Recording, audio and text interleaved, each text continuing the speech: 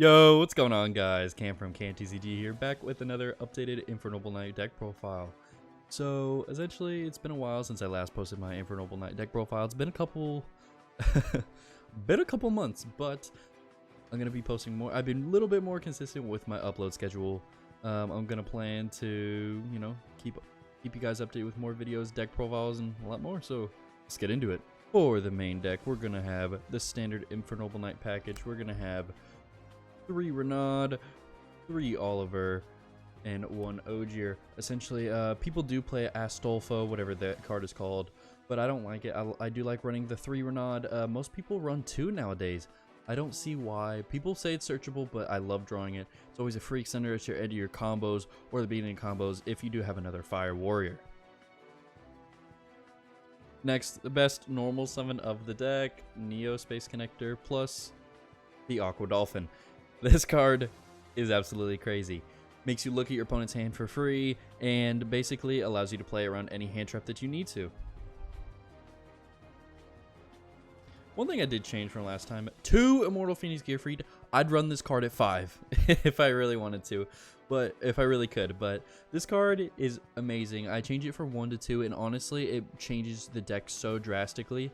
I'm actually thinking about running it at 3 just because it's that good. But essentially, it's on attack declaration. You can activate his effect to enable to equip any monster on the field to himself. So it's a non-targeting, non-destroying equip. So it's actually pretty awesome. And we're going to be running triple copies of Super Quantum Red Layer and double copy of Fireflint Lady. I dropped this down to 2 only because I didn't really need to see it much, and the main combo only allows for 2 warriors. And that's really only what Fireflint Lady is for, is to extend into a Zold.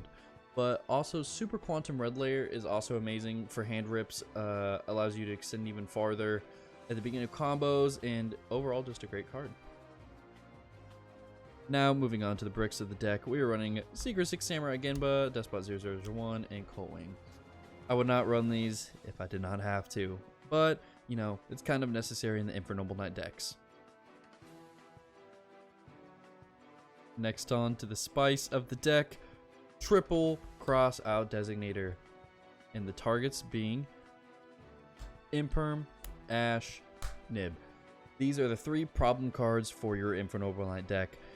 Imperm stops Hauki Fibrax. Ash Blossom stops Hauki Fibrax. Nibiru stops the whole deck in general, but honestly, when you draw cross out designator, you essentially cannot lose the game.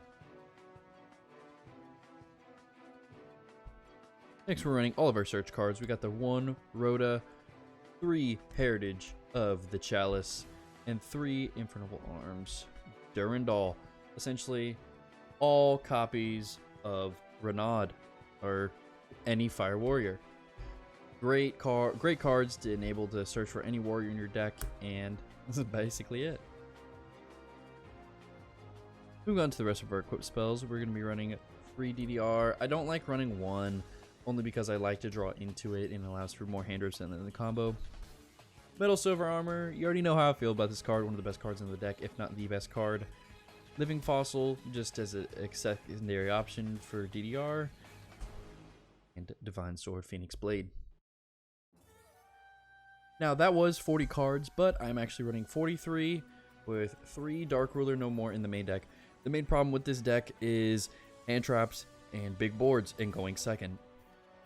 You cannot play this deck going second unless you draw a very, very good hand, which against this meta, like Flunderies, let's see, Tri-Brigade Lyrilis, and Phantom Knights, if you don't have a board breaker, you cannot win the game essentially.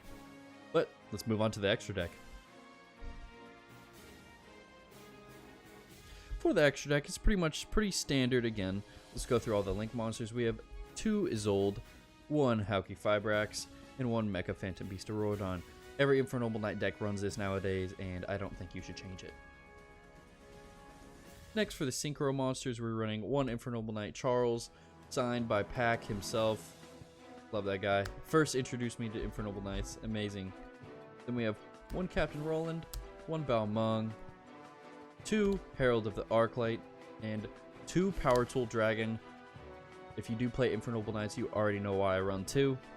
1 Boral Savage, 1 Shooting Riser, 1 Cyphering Lord Omega. And for the 15th card of the extra deck is Mecha Phantom Beast Dracosac. This card honestly makes the deck so much better. If you don't have a lot of cards to extend at the beginning of the combo, this card will save you. Makes extra tokens and allows for great end boards. And I really want to show you a combo that you can do with this card with 1 warrior, or any 2 warriors plus him in the combo. I'm going to show that to you right now.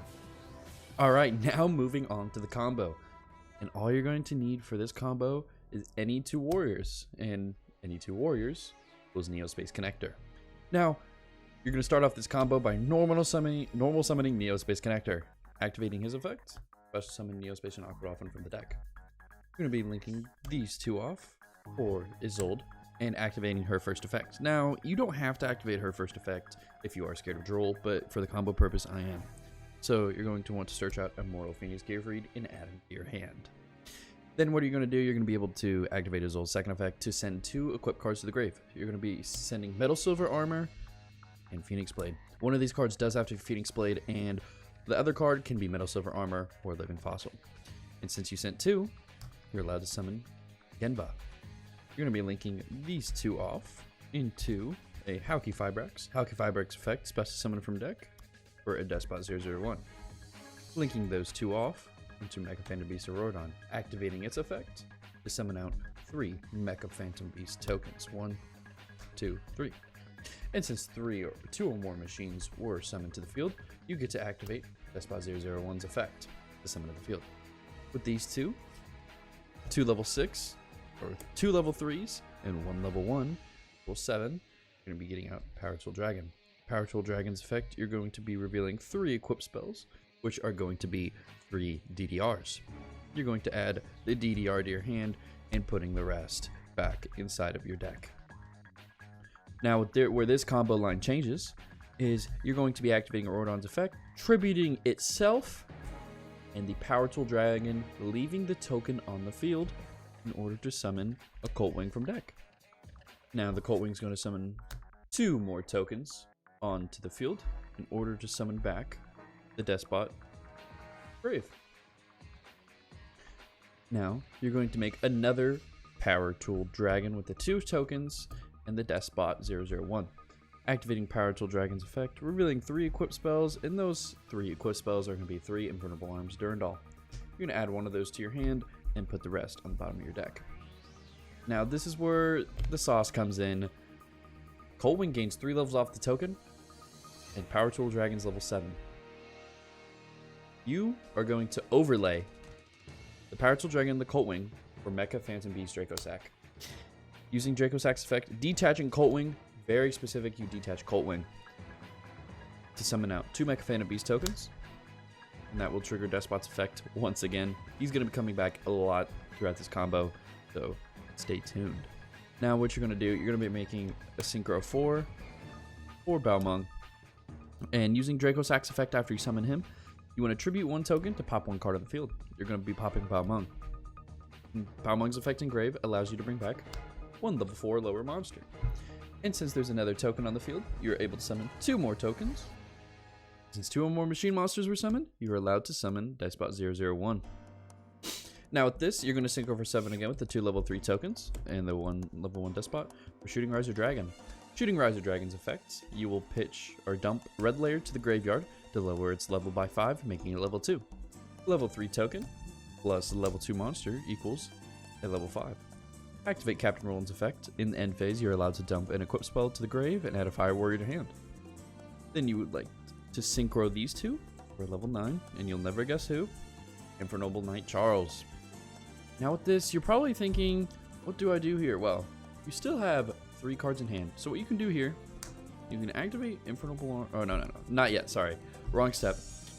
What you want to do, you want to activate your Phoenix Blade by banishing Balmung. That is very specific that you banish Balmung and any other warrior from grave in order to add back your Phoenix Blade. Now that those 2 are banished, you are allowed to activate DDR by pitching the Phoenix Blade you just added to summon back Warrior from Grave, or Warrior from Banished. Now, since anything got equipped to something on the field, which DDR got equipped to Balmung, Charles' effect will activate to pop a card in the field. Balmung will get popped, and since he's not once per turn, he's allowed to summon back another card from the grave, which would be Coltwing. Coltwing's effect will go off to summon another 2 tokens, and then you'll never guess who comes back. Despot comes back again, since 2 or more machines were summoned. Next, what you want to do is Synchro for 4 for Herald of the Arclight. Now, the combo is almost over here. Next, what you want to do, you can activate Infernoble Arms Durandal, equip it to Charles or whoever you want, to add a Renaud to your hand. So this will go to the grave and adding Renaud to your hand.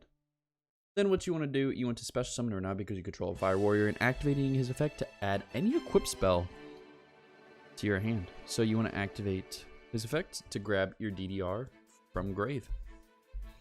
And what you can do here, you can synchro. So since Coltwing gains 3 levels off the token, making it level 7, you can synchro Renaud in the Coltwing or at level 8 for Boral Savage.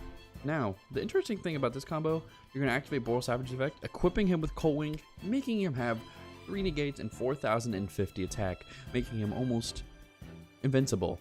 You can't really beat him over because he has 4,050 attack, and even if you do have a high attack monster like 4,000, you're not going to be able to get over those 50 attack points. The last step of this combo, one of the last steps of this combo, you want to activate your Phoenix Blade again by banishing any 2 warriors. I'll banish Red Layer and the Genba. And then you can activate your DDR that you added from Renaud, pitching the Phoenix Blade to summon back your Captain Roland. He was also the first target for your Phoenix Blade early in the combo. So you want to synchro your level 3 and your level 5 for Cyframe Lord Omega. Oh yeah, this DDR would also go away. Cyframe Lord Omega effect, quick effect, banish himself to rip a card out of their hand. Now you're done with that, you've at least hand ripped 1 to 2 cards out of their hand, and you want to go into your end phase effects.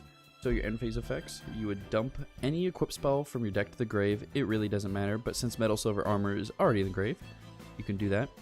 And then you can add any Fire Warrior to hand. So you can add either a Renaud or Gearfried, but I'm just going to stick with my Gearfried. It doesn't really matter, you could add either one of the 2. Charles' end phase effect will allow you to equip 1 card from your grave and 1 Fire Warrior from your deck, which is going to be Infernoble Knight Oliver. Now, this is going to be your end board, essentially. It's going to be Mechaphanobes Dragosack, Boral Savage, Herald of the Arclight with Charles, untargetable, while receiving Ham Knowledge and ripping 1 to 2 cards out of their hand. And also your next standby phase, this is going to come back. Even if they break your board, you still have him for follow-up, and you either have 4 more cards in your hand, or 5 more cards in your hand because of the card you added from Roland in the end phase. So you're going to have 5 more cards in hand, including this Gearfried for follow-up. This 1 card combo gets you 2 Omni Negates, a non-targeting pop with nothing targetable in the field. So guys, I really hope you enjoyed this updated Infernoble Knight profile. Honestly, it's a lot better than the one before, and I'm really proud of where I got with this deck today. This next video, I promise, it will be an Infernoble Knight combo video. I think. But I promise, it will come out within the next couple of videos. I'm going to work very hard on it, make sure it's the best quality video you guys have ever seen on the channel. But then again, hopefully you guys enjoyed the video. Make sure to like, comment, and subscribe, and tell me what you want to see next in the comments. Peace.